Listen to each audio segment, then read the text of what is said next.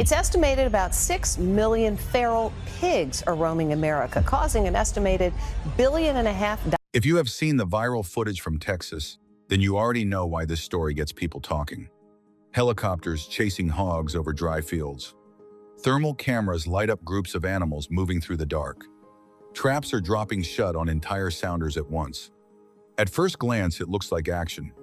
It looks like a sport. It looks like one more wild internet video. But when you look closer, that footage is showing something much bigger. It is showing the aftermath of a problem that has been growing for centuries. This is far bigger than a simple hunting story. What we are really looking at is one of the biggest invasive animal crises in the United States, and Texas is right at the center of it.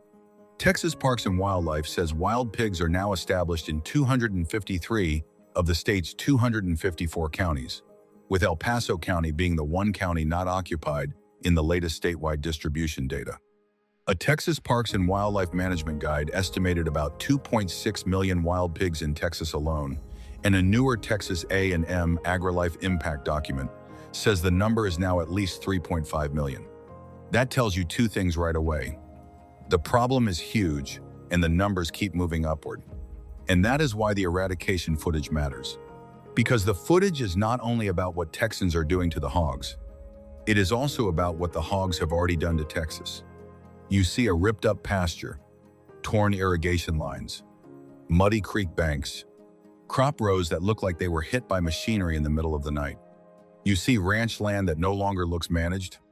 You see nature disturbed, stressed, and in some places completely turned upside down. That is the part many people do not expect. They expect the hunt. They do not expect the aftermath. And the aftermath is expensive, ugly, and relentless. Texas A&M AgriLife says crop, livestock, and agricultural property damage in Texas climbs to around $500 million, with agricultural losses alone exceeding $670 million. While Texas landowners spend an estimated $130 million or more every year on control and damage mitigation. At the national level, USDA APHIS continues to use a conservative estimate of about $1.5 billion a year in damage and control costs from feral swine. So today, I want to break this down from the beginning. Where did these animals come from? Why are they so hard to stop? What does the footage really reveal?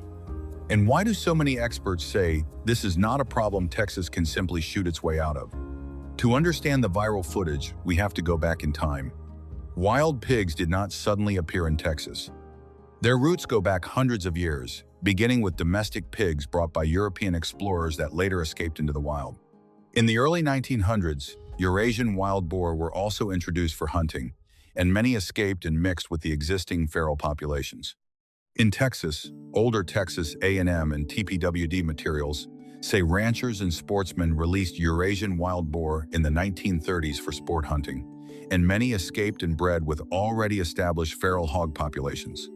The result was not one neat category of animal, but a mix: feral pigs, Eurasian wild boar, and hybrids between the two. That history matters because it helps explain why these animals are so difficult to deal with now. Texas is not fighting one simple farm animal that wandered off. It is fighting a long-established invasive population that has had generations to adapt. These animals are generalists. They can live in forests, brush country, farmland, and semi-arid areas as long as they have cover, food, and access to water. Texas Parks and Wildlife describes them as the most abundant, free-ranging, introduced ungulate in the United States.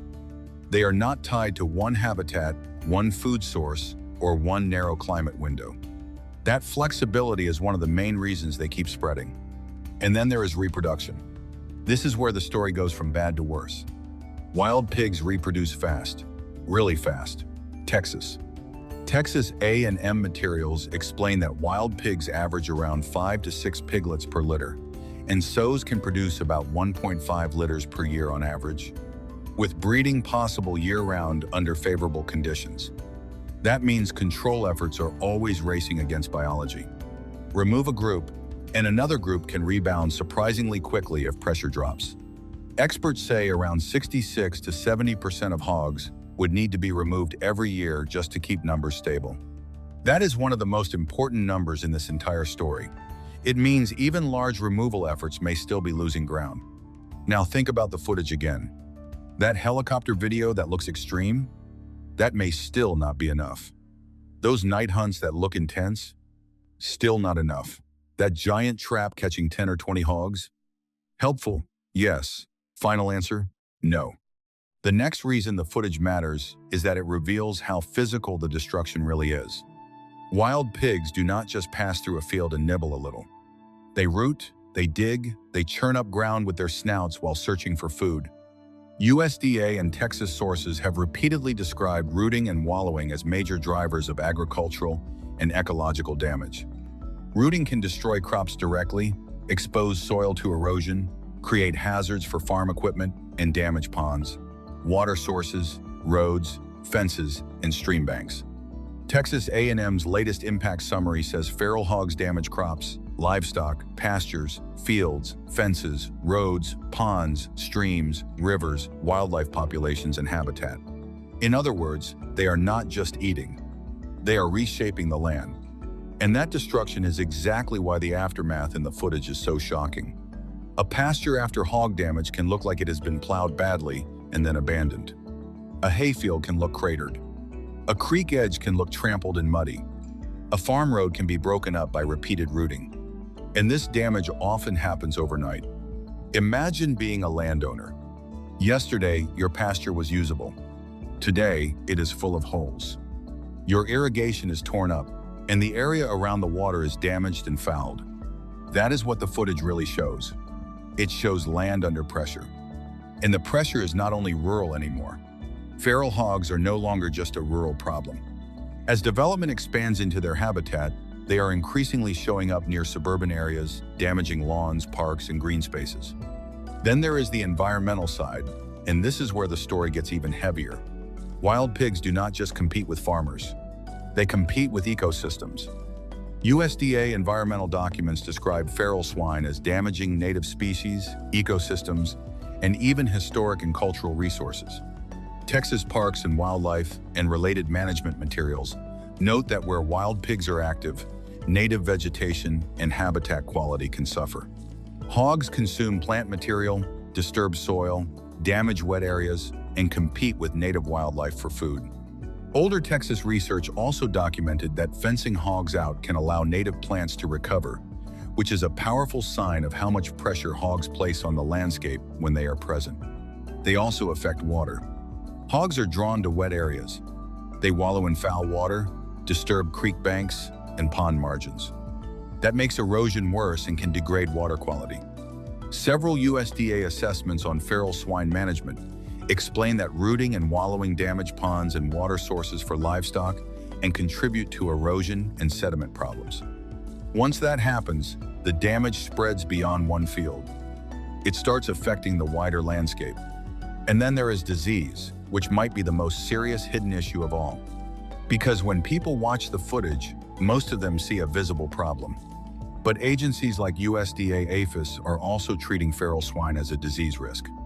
APHIS warns that feral swine threaten agriculture, natural resources, and human health. And federal surveillance tracks major disease risks including African swine fever, foot and mouth disease, pseudorabies, and swine brucellosis. They also list pathogens of concern, including pseudorabies, virus, swine brucellosis, influenza, bovine tuberculosis, and E. coli. And some of those risks matter directly to hunters, ranchers, and livestock producers. Other APHIS materials on disease risks associated with feral swine say, feral swine carry several diseases that can infect humans, including brucellosis and tuberculosis, among others. That is why handling carcasses, butchering animals, and contact with contaminated water or tissue are not things to take lightly. So by now, the picture is clear. The footage is dramatic because the problem is dramatic. Texas is dealing with millions of animals across almost the entire state, causing major agricultural loss, environmental damage, and disease risk, while reproducing fast enough that even heavy removal often fails to keep pace. That brings us to the eradication part. What is Texas actually doing? The short answer is almost everything legally available. Texas law treats feral hogs very differently from protected game animals. The current Texas Parks and Wildlife Outdoor Annual says no hunting license is required to hunt feral hogs on private property with landowner authorization. It also says transportation and release of live feral hogs is unlawful unless done in compliance with Texas Animal Health Commission regulations. That alone tells you the state's mindset. These are not animals Texas wants moved around or protected. These are animals Texas wants controlled. And the state has also kept open the option of aerial management. Texas Parks and Wildlife issues aerial wildlife management permits for taking wildlife or exotic animals by aircraft, including operations involving feral hogs. The permit system exists because aerial operations can be useful over large properties where hogs are difficult to reach from the ground. Helicopter operations allow landowners to cover large areas quickly and remove hogs that would otherwise escape through thick brush. Still, experts do not present aerial gunning as some magic solution. It is a tool, a powerful one, yes, but still only one tool. The same is true for night shooting with thermal optics. The same is true for dogs. The same is true for snares. The same is true for standard hunting. If you only remove a few animals and teach the rest to avoid pressure, the problem stays alive. That is why trapping remains so important. Texas and USDA guidance consistently emphasize that if you are going to trap wild pigs, you want whole sounder removal whenever possible. Corral traps are preferred because they can capture entire groups at once. Texas A&M materials specifically state that corral traps offer the opportunity to capture the entire sounder and are therefore a better choice over box traps. This matters because wild pigs learn. Trap one or two, and the rest may become much harder to catch later. The aftermath nobody expected is not only the damage on the ground, it is also the way the surviving hogs change. The more pressure they face, the more cautious they become. The more random, low-volume control you use, the more likely you are to leave behind animals that avoid traps, move more carefully, shift activity toward night, or relocate into thicker cover. That does not mean they are building a secret army or developing some science fiction hive mind. It simply means they are smart, highly adaptable animals under heavy selection pressure. And that alone is hard enough to deal with. Texas sources have long warned that some hogs become trap-shy, which is exactly why piecemeal control is often less effective than coordinated whole sounder removal. So if the goal is real population reduction, what actually works best? Experts keep coming back to integrated control, trap whole sounders, monitor with cameras, and follow up with shooting or aerial removal where needed. Texas A&M's extension work in recent years has focused on integrated control strategies and technical assistance for landowners, and the whole point is to reduce damage, not just create dramatic harvest numbers. Their 2025 impact summary says more than 7,400 producers and landowners attended feral hog education events or sought direct assistance since 2021. And in 2024, the project directly helped remove 34,000 feral hogs from more than 4.7 million acres. There are also real examples of progress. A 2025 Texas Wildlife Services state report says that in Dallam County, feral hogs were declared eradicated. And in other project areas, densities dropped by as much as 80%. That is encouraging because it shows that, under the right conditions, with sufficient coordination and pressure, major reductions and even local eradication can occur. But that same result also tells us how hard this is. It did not happen everywhere. It happened in a specific county under sustained management. And that leads to the deeper truth behind the footage. The real battle is not one ranch against one sounder. It is region against region, property against property, coordination against constant reinvasion. Hogs do not care about fences the way people do. If one landowner works hard and the neighbor does nothing, hogs can move. If one county pushes numbers down and nearby areas remain full, the pressure returns. That is one reason statewide victory is so difficult. The problem is not only removing hogs, the problem is keeping areas from being refilled. TPWD and Texas A&M materials both point to wild pigs' continued range expansion and persistence as proof that scattered efforts are not enough. And this is where the title of this video really comes into focus. It is the full picture. The footage reveals that the land has already changed.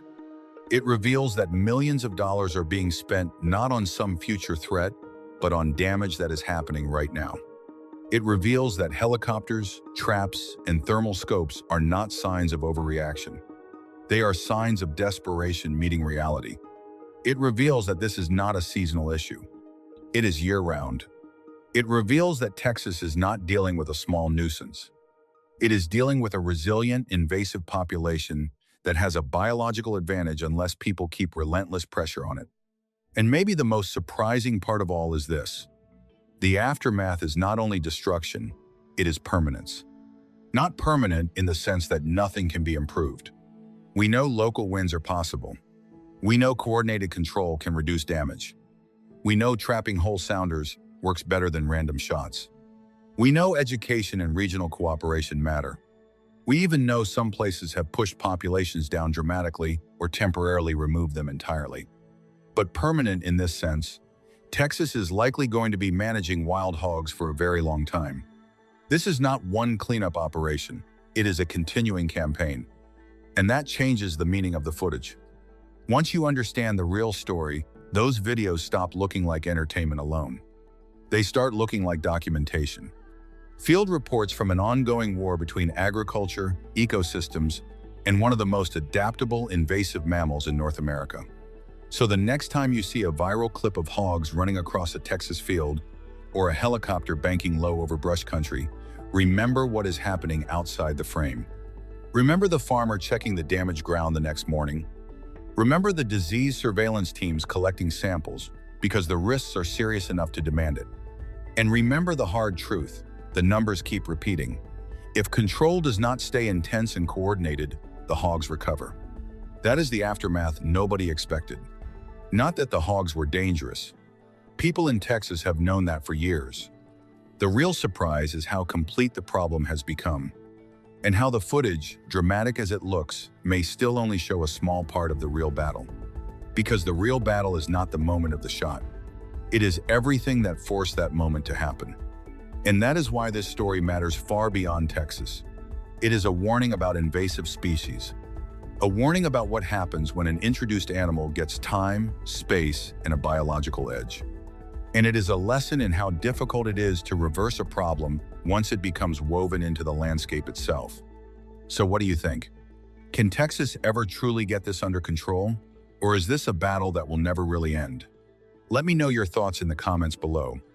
And if you found this story informative, don't forget to like this video, subscribe to the channel, and turn on notifications so you do not miss the next deep dive.